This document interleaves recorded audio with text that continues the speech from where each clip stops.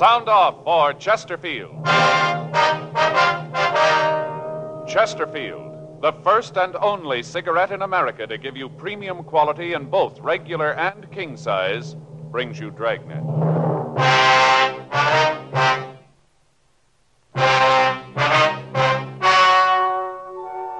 Ladies and gentlemen, the story you are about to hear is true.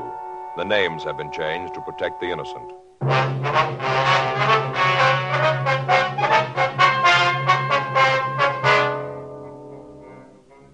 You're a detective sergeant.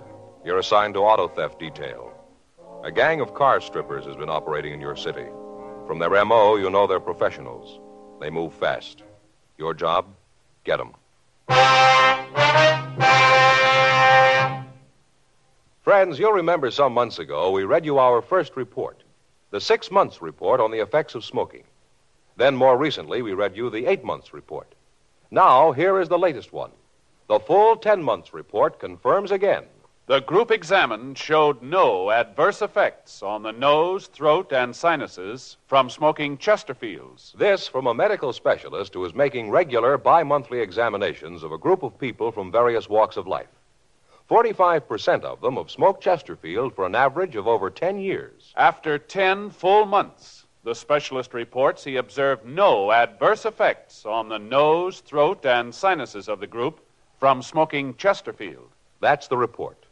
Buy much milder Chesterfield, regular or king size. The cigarette that's best for you.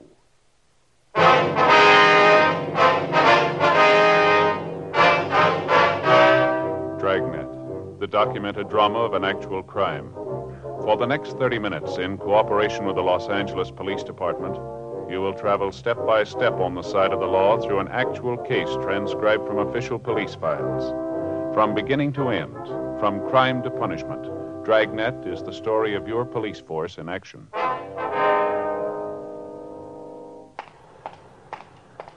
It was Tuesday, August 5th. It was warm in Los Angeles. We were working the day watch out of auto theft detail. My partner's Frank Smith. The boss is Captain Nelson. My name's Friday. I was on my way back from the telephone booth, and it was 10:23 p.m. when I got to the parking lot. Our car. You called in? Yeah, they haven't hit tonight so far. What's the time now? A little after 10:30. Parking lot's about empty. Yeah. The attendant left a few minutes ago. Frank? Yeah, I see him. Over there going for that Cadillac. Yeah. You got a good look at him? No, it's too dark. He's forcing the door. Come on. Right. All right, hold it up there. He's in the car, Joe. All right, hold it up. He isn't going to stop. He's heading for that intersection. He'll never get through. Come on.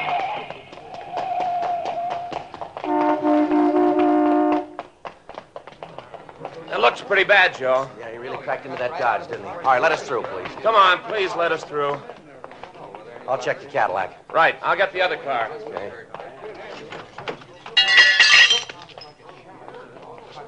The 3 people in that Dodge are lucky. Doesn't look too bad. I'll call the ambulance. Yeah, we'll tell him to hurry. I don't think this one's going to wait. 10:46 p.m. The ambulance arrived, and after emergency treatment at the scene, the victims were removed to Georgia Street Receiving Hospital. A traffic car had been dispatched to investigate the accident. Upon arrival at the emergency hospital, we were informed that the suspect had died on the way. The dead body was identified by his personal effects as Charles Roxford, age 16. The Juvenile Bureau was contacted, and they requested that in the course of our investigation, we notify the boy's family. 11:27 p.m. Frank and I drove out to the address listed on the victim's identification. It was a house above the Sunset Strip. We rang the bell and waited. I'll try it again. Yeah.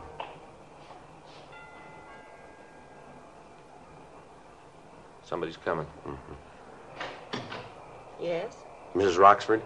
that's right. What is it? Police officers, ma'am. We'd like to talk to you. Police? Well, come in. I don't know what you want with us, but come in. Thank you. Come into the living room. Thank you very much. Now, sit down. What is it? There's been an accident, Mrs. Roxford. An accident? Yes, ma'am. Pretty bad one. What's this got to do with me? Well, you see, ma'am, your boy was... Joe? Well, we're sorry to have to tell you this, ma'am, but your boy was in an accident tonight. Charles? Yes, ma'am. You said it was a bad accident. Yes, ma'am, we did. How bad? How bad? Your son's dead, ma'am. Charles? Charles Roxford? You're sure you have the right house? Yes, ma'am. We're sorry, Miss Roxford. Oh, Charlie, he was only a baby. Just a baby. Oh, you're sure there's no mistake? You're sure? Afraid not, ma'am. How did it happen? Well, it was an automobile accident, ma'am. In an automobile? Yes, ma'am. Your boy was driving a car. Oh, but Charlie doesn't have a car. He doesn't drive. Your boy was driving a stolen car, Mrs. Roxford. What? Your son had a stolen car, ma'am. He was trying to get away. Well, that's not true. Afraid it is, ma'am. No. You're lying to me. Charles wouldn't do a thing like that. Afraid that's the way it is, ma'am. Oh, that's terrible. I can't believe that Charlie'd do something like that. I thought I knew him. I didn't think he'd do anything like that. Well, did you see it? The accident. Were you there? Yes, ma'am, we were. How did it happen? Well, he'd stolen the car, ma'am. He tried to escape. He ran the car out into a crowded street. One of the cars in the traffic didn't have time to stop. Your boy ran right into it. Wasn't there something you could do to stop him? Well, we tried, ma'am. We yelled at him. He almost ran us down. You know where your boy was tonight, Mrs. Roxford? No. No, he had dinner and then said he was going out. I thought he was going to a show or something. Mm-hmm. No, I didn't know where he was going. Did he leave the house alone? Yes. Left right after dinner, about 8. Said he'd be back later. Said he'd see me later. Then he left. Is there anything we can get for you, Mrs. Roxford? No, nothing. Where's your husband, ma'am? I guess he's at his office. He sells insurance. Said he had to meet a client tonight. I don't know what he's going to do when he hears about this. Going to hit him awfully hard. Awfully hard. Yes, ma'am. He and the boy were very close. I don't know what he's going to do when he hears about it. Did the boy give you any idea during dinner as to what he was going to do after he left? No, he didn't. I didn't talk much to him. Ma'am? You see, I wasn't here. I was out most of the afternoon. I didn't get home until just before he left. He just finished dinner and then he left. I see, ma'am. I was at the bridge club. I always go on Tuesdays. Oh, if I'd only known what was going to happen. Am I going to see him? Well, we want either you or your husband to identify him, ma'am. Charlie, he's dead. Just a baby, just a little boy. You were there. You could have done something. You're police officers. Isn't that your job? Beg your pardon? Well, isn't it your job to help people, to do something when they're in trouble? Well, yes, ma'am, I suppose it is, but it was a little late for that, wasn't it? What does that mean? Well, he was 16 when we met him, Miss Roxford. What's that got to do with it? Somebody should have tried a long time ago.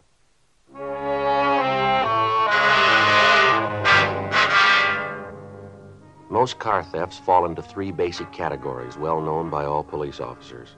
First, the cars that are stolen by professionals who change the motor numbers, forge owner's certificates, repaint the bodies, and sell them throughout the country. The second group consists of joyriders, thieves who steal the cars for a few hours, merely to ride around in them and then leave them on the streets. The third category, and the one we'd been working on for the past 6 weeks, dealt with the activities of car strippers. Their M.O. followed the usual pattern for this type of crime. The car would be stolen and then driven to some lonely part of the city. There, all usable accessories would be removed. Radios, tires, air horns, side mirrors, anything that could be resold would be taken. In certain cases, the articles would be stolen while the car remained parked where the owner had left it. We found that the gang had become so proficient that they could break into a car and remove the radio as well as other accessories in under 10 minutes. Avenues of sale for the stolen merchandise had been checked. Known dealers in stolen property had been questioned. As the days went on, the total of thefts went up. By the 5th of August, the gang had stolen over $12,000 in automobile accessories. In the instances where we'd been able to get a description of men loitering in the vicinity of the stripped cars, we'd had the witnesses check mug books in the hope of identifying the thieves. We'd gotten no new leads. Physical evidence at the scene of the abandoned cars had been checked and rechecked. It netted us nothing. A week passed. August 14th, 8:15 a.m. Frank and I got back to the office. The captain's really boiling, isn't he? Yeah, you can't blame them, though. They got to stop cold. Well, we're going to get a break in it sometime. All the luck can't stay on their side. I don't know. It looks like it could happen that way. Anything on the stakeouts last night? No, nothing that we got so far. Maybe something later. I get it. Auto theft Friday. I beg your pardon, ma'am? Well, no. Well, yeah. What was that again? Oh, yeah. Yeah, well, yes, ma'am. All right, what was that address again? Yes, I yeah, all right. Well, we'll send a unit out. I'm sure they can help you. No, I'd suggest you get in touch with the SPCA. No, SPCA, yes, that's... All right, bye. Well, there's a dandy one. What's that? Woman lost a cat from her car. Want to know if we can get it back for her. Yeah? Says it's real easy to recognize. He has a collar on him. He answers the name of Tabby. Oh, that makes it easier. Yeah. Auto theft, Smith. Yes, sir. That's right. Uh-huh. Where are you calling from, sir? Yes, sir, that's on Wilshire, right? All right, sir, we'll be right there. Anything? Yeah, a doctor out on Wilshire parked his car out in front of his office. Yeah. Came back in 10 minutes. His car radio was gone.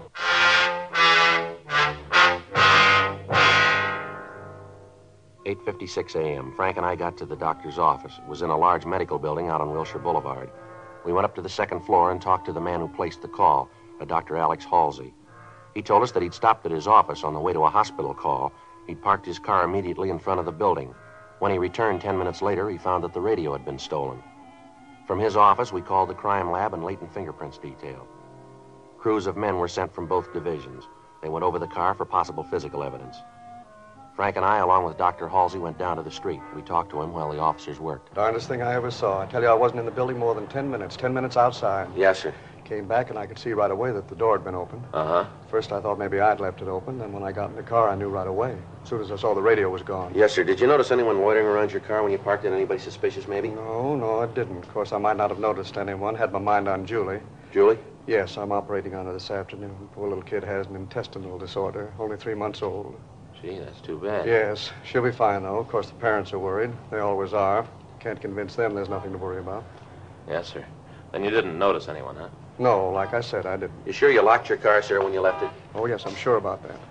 Always make it a practice to lock it when I leave it. Lots of times I leave instruments in it. Always have to be careful about the instruments. Oh, yes, sir, I always lock it. How about the windows? What? The windows. Did you roll them all the way up? Roll them up. Well, now, once in a while I don't. Try to think of that. I'm not sure about this morning. No, come to think of it, I guess I didn't close them this morning. Such a wonderful day. Yes, sir. Well, that's probably how they got into your car. You happen to have the serial number of the radio, Dr. Halsey? No, I don't think I have. Might be on the papers. I just got the car a couple of months ago. Might be on the papers. I can check them for you. All right, sir. That'll help. I'll have my secretary look them up for you right away. Anyone else drive the car, Dr. Halsey? Oh, no, sir. Don't believe in that. I'm the only one. Been the only one to drive it. Don't believe in lending the car to somebody else. Never have believed in it. Mm-hmm. Joe? Excuse me a minute, Dr. Halsey. Surely. Yeah, Leonard. Got a couple of clean prints on the dashboard. Might belong to the thief. Yeah. Like to check the doctor. It might be his. Okay. Wait a minute. I'll get the kit. I know. Hey, Dr. Halsey. Yes, Sergeant. Okay. This is Sergeant Tankersley of the fingerprint department. He'd like to check your prints. How do you do, sir? All right, doctor. Wonder if I could look at your fingers, please. Surely. Can you tell just from looking at them what you want to know? No, sir, but you see, the prints we found are whorl. If your prints were loops, there'd be no reason to take them. Oh, yes. Uh-huh, I see. How about it, Leonard? Better roll them up for comparison. Hmm? We're going to take your prints, Doctor, if you have no objection. Oh, no, of course not. Glad to help. All right, sir. You want to step over here? We can take them in the officer's car. Yes, glad to.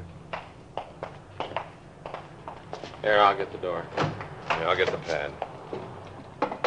Now, doctor, if you let me have your hand. Surely, here. No, sir, if you let me do it, it'd be a little easier. Oh, yes. Just trying to help. I will put them on the card. Never knew my fingers were so big. It does that we're taking the print of the whole tip of the finger, sir. Makes it look that way. Oh, I see. Uh-huh. All right, doctor, you can get the ink off with this, I think. Here, I'll pour a little on this cloth. Here you go. Yes, thank you. What do you think, Leonard? I'll check them now. Sure be a break if they were the thieves. Well, there must be. Couldn't be anyone else's. Well, how about your family, Doctor? Possible the prints could be theirs, maybe? Oh, no chance. Jenny, that's my wife. She has her own car. Kids always use that one. Like I said, I'm the only one who uses this. Uh-huh.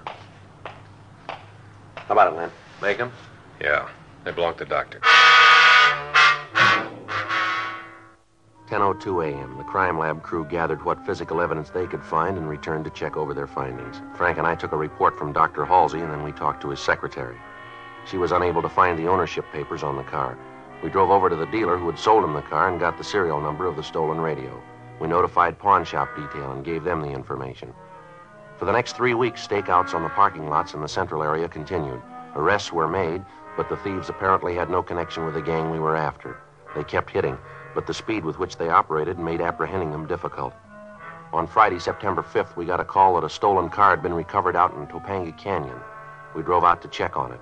The tires, radio, horns, heater, spotlights, fog lights, and the side view mirrors had been taken. The seat covers had been removed, and the hubcaps were missing. Again, there was no physical evidence that gave us a lead to the thieves. That night at 10:52 p.m., Frank and I checked back into the office. Another long day. Yeah, kind of tired myself. Kind of hate to call Faye. Why's that? Oh, this morning when I left, I told her I'd be home for dinner, sure. Well, didn't you call her? No, I forgot all about it. She's really going to be sore. Yeah, well, she'll get over it. I don't know, Joe. It's going to be a couple of days of quiet around the house, I think. Why, just because you missed a meal? No, it ain't that. She had tamale pie for dinner. Boy, she sure makes it good, too. A lot of cheese, you know? Yeah, well, she can warm it up for you when you get home. Here, go ahead. All right.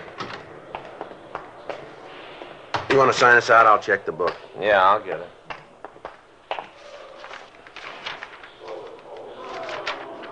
Anything? Yeah, a call from Brennan out in Wilshire. I'll call him.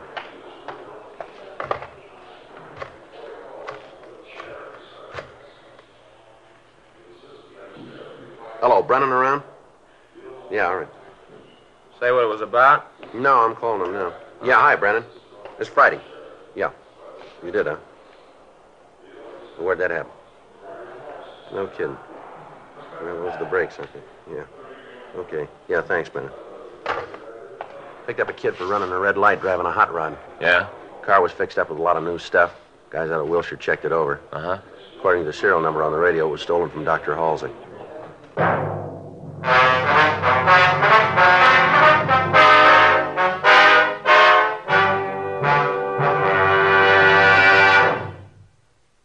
You are listening to Dragnet, the authentic story of your police force in action. In 1952, American smokers bought more Chesterfields than ever before in the history of the industry. Today, sales are still going up. Smokers everywhere are changing to Chesterfield. Chesterfield, the first and only cigarette to give you premium quality in both regular and king size. Premium quality in a cigarette means the world's best tobaccos, the best ingredients, the best cigarette paper. Only Chesterfield gives you this premium quality in both popular sizes. King-size Chesterfield contains tobaccos of better quality and higher price than any other king-size cigarette. Well, that's certainly important to every king-size smoker. Of course, it's the same fine tobacco as in regular Chesterfield. There is absolutely no difference, except that king-size Chesterfield gives you more than a fifth longer smoke. Remember, the modern way to sell cigarettes is the Chesterfield way. Premium quality, both regular and king size. Chesterfield is much milder. Chesterfield is best for you.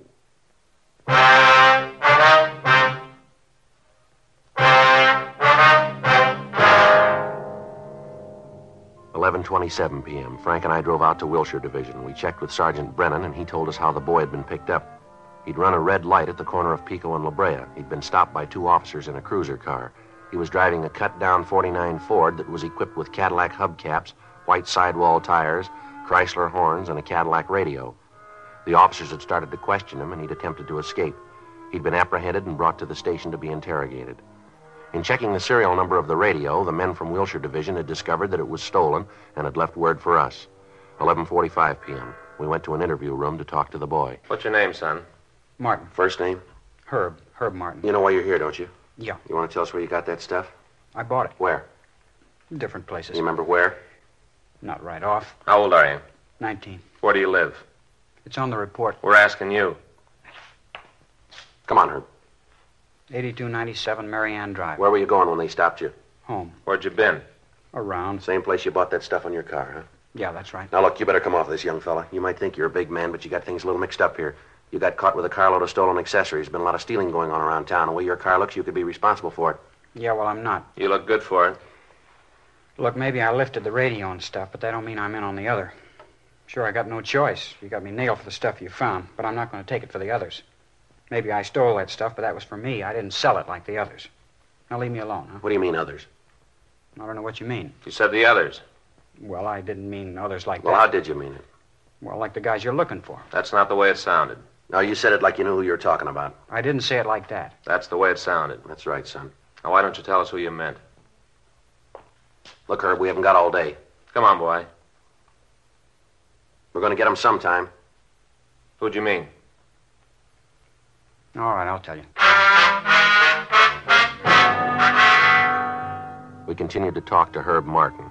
He told us of the activities of a gang of car strippers who were working on order. He went on to say that from what he'd heard, if someone wanted to pick up some fast money, a connection could be made with a man on the corner of Sunset and Western. The man would give the order for the stolen merchandise and say where and at what time it was to be delivered. Herb told us that he had the opportunity to do business with the man, but that he turned it down. He was unable to identify the man who made the contact and said that he'd never heard him referred to by name. He gave us the names and addresses of two of the men who were working for him. 12:45 a.m. Frank and I left and drove back downtown. With the assistance of officers from Wilshire Division, the two young men were brought in for questioning. They identified their contact as a Richard R. Ogden. We ran the name through R&I and found that Ogden had a previous record of petty theft. From the 510 in his package, we obtained his last known address, but the landlady told us that he'd moved and left no forwarding address. She told us, however, that she thought we could find him at the Meyer Garage on South Hoover. We drove over and found that it was a small place on the corner of Hoover and Mariposa. The owner, Alan Meyer, told us that Ogden did work for him, but that he was out. He said that the suspect was expected back almost any time. While we talked to him, Meyer worked on a small foreign car. Great little cars. Get a real kick out of working on them. Yeah, sure nice looking. You sell them, do you? No, I just service them. Mm-hmm. Oh, now and then I get accessories for them. You know, I order them up, install them. Cost too much to keep a regular stock of them. Yeah. When did you say that Ogden would be back? We should be here now. Probably got hung up someplace. Yeah, latest thing is a hardtop. Made out of laminated fiberglass. Is that right? Yeah, fits right over them. Kind of makes them look like a small rolls, you know? Then with wire wheel caps, baggage racks, wind wings, you can put a lot of money in them. Yeah, I guess so. What about all this other stuff here? Is that for these foreign cars, too? What do you mean? Oh, the tires, the hubcaps here? No, that's where I make most of my money. I go out and buy them from wrecks, bring them back here, straighten them out, resell them to the independent stations around town. They can sell them a lot cheaper than new ones run. We both make a little money out of it. Yeah. Mm-hmm. Say, you guys like some peanuts? No. No, thanks. Okay, you don't mind if I have some, huh? Sure you don't want any? No. Thanks very much. I get so hungry in the morning, I keep these things around to munch on. Yeah. Go through a whole can of these a day. That'd kill me. I can get started on things you can't stop. You sure you don't want some? Huh? No, thanks. How long have you known this Ogden, Meyer? Oh, let's see. Guess it's been 10 years anyway. Went to work for me a year ago. Mm-hmm. Good man, brought a lot of business in. Say, what does you want to see him about? Oh, we'd like to talk to him. You don't want to tell me, huh? Be better if we talked to him, Mr. Meyer. Yeah. Well, here he is now. Hey, Dick. Yeah? A couple of fellas here want to see you. Yeah, what is it? You Richard Ogden? Yeah, that's right. Police officers, I'm Frank Smith. This is my partner, Joe Friday. What did you guys want me for? I'd like to talk to you, Ogden. Well, go ahead. Might be better if we went outside. Well, look, you can talk to him here. I got some work I can do in the office. Don't want to bother you, Mr. Meyer. No trouble at all. Well, now, what's this all about? You know a couple of kids named Jerry Z. Swanson and Harry T. Benson? Swanson and Benson? No, I don't think I do. They say they know you. Say they do some work for you. Sorry to bother you. Forgot my peanuts. It's all right, sir. I'll be in the office if you need anything. Thank you, sir. No, anything at all. Yes, sir. What about it, Ogden? What about what? You know the kids, this Benson and Swanson? No, I told you once. All right, mister, let's go downtown. We'll talk it over there, huh? What for? Why are you pulling me in? I want you to meet the two boys if you don't know them. Well, what's that going to prove? We want to know why they named you. Why they said you were responsible for the car stripping that's been going on. You mean you believe them? We've got no reason not to. I don't think they'd stage a thing like this. They got a lot to lose. So have I. You get me down there and those two kids point me out and I haven't got a chance. Even if I'm not the one and they say I am, you won't give me a break. No, if you haven't done anything, you got nothing to worry about. I'm not going. Alan? Hey, Alan. Yeah, what is it, Dick? Come here, will you? Yeah, right away. What's the matter? Something wrong? Well, these guys are going to take me to jail. Well, what for? What's he done? We want to talk to him, Meyer. We think he's involved in some car thefts. Well, I know that's not true. Dick wouldn't do a thing like that. I know. I've known him a long time. No, I'm sorry, sir, but the information we've got says you did. Why, Dick? Why'd you do a thing like that? If what these officers say is true, well, gee, that's awful. Why would you do a thing like that? What are you talking about? All right, come on, Ogden, let's go. No, I'm not going. I think you better do what the officers say, Dick. It'll be better if you don't cause any trouble. Well, wait a minute. What are you trying to prove with this? I don't know what you mean. Next thing you'll be trying to involve me in this. Yeah, well, that's just what I'm going to do. You see, officers, that's terrible. Well, don't you listen to him. He's the guy behind the whole thing. Look over there, the tires, all this stuff. Sure, I stole them. I had the kids go out and pick them up, but he set it up. He sold them to the stations. He took most of the money. The whole thing was his idea. Well, Dick, how can you say that? Well, I can say it because it's true. I'll tell you all about it. You take him downtown, I'll tell you all about it. You're not going to let me stand for this alone. And to think that he'd do a thing like this to me after we've been friends for so long. Bring me stolen merchandise to sell. You got anything to back up what you're saying, Ogden? Sure I have. You just bet I can back it up. Go ahead. Well, you look at his books, not the ones he's got out in the open, but you look at the ones in the safe. It's all there. All the deals he's made with the owners of the stations, all the orders, what he paid the kids for them, and what he got for them. Didn't think I knew about it, did you? Whole lousy year I've been doing the dirty work for him. Well, I've had it. I'm through. I've had it. Let me take the beef. What a crumb. I'll show him. I don't understand it. Friends for so long. I'd have gotten you out. 10 years we've been friends. I trusted you all that time. Then you sold me out. Why? Well, that shouldn't be too tough for you to figure. Huh? You showed him how.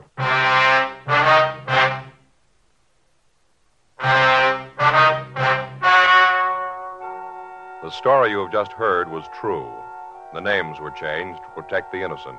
On January 21st, trial was held in Department 87, Superior Court of the State of California, in and for the County of Los Angeles. In a moment, the results of that trial. Now, here is our star, Jack Webb. Thank you, George Fenneman. Remember, only Chesterfield gives you this scientific evidence on the effects of smoking.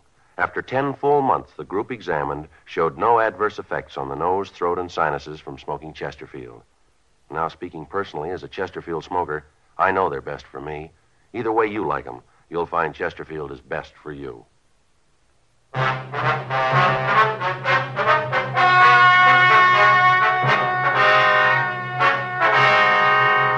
Richard R. Ogden and Alan Y. Meyer were tried and convicted of receiving stolen property. They received sentences as prescribed by law. Receiving stolen property is punishable by imprisonment in the state penitentiary for a period of not more than 10 years or in the county jail for not more than 1 year. The investigation of the records of Alan Y. Meyer uncovered the names of the other men involved in the thefts. They, along with Herbert S. Martin, Jerry Z. Swanson, and Harold T. Benson, were tried on a charge of grand theft auto and convicted. They were sentenced to the state penitentiary at San Quentin, California, for the term as prescribed by law. Grand theft auto is punishable by imprisonment in the state penitentiary for a period of not less than 1 nor more than 10 years. Ladies and gentlemen, 10 million Americans have diseases of the heart and blood vessels. What are the causes and the cures? Well, it'll take research to find out. Send what you can to Heart, care of your local post office. Help your heart fund. Help your heart.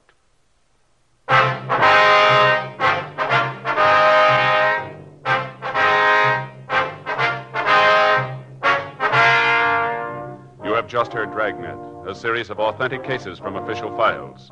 Technical advice comes from the Office of Chief of Police W.H. Parker, Los Angeles Police Department. Technical advisors, Captain Jack Donahoe, Sergeant Marty Wynn, Sergeant Vance Brasher. Heard tonight were Ben Alexander, Sarah Selby, Art Gilmore.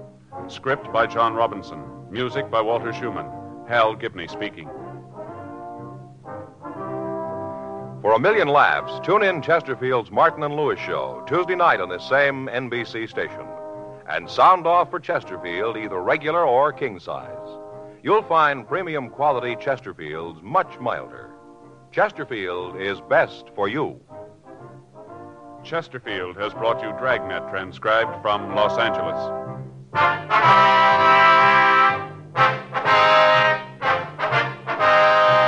Tonight, it's Adventure with Barry Craig, confidential investigator on NBC.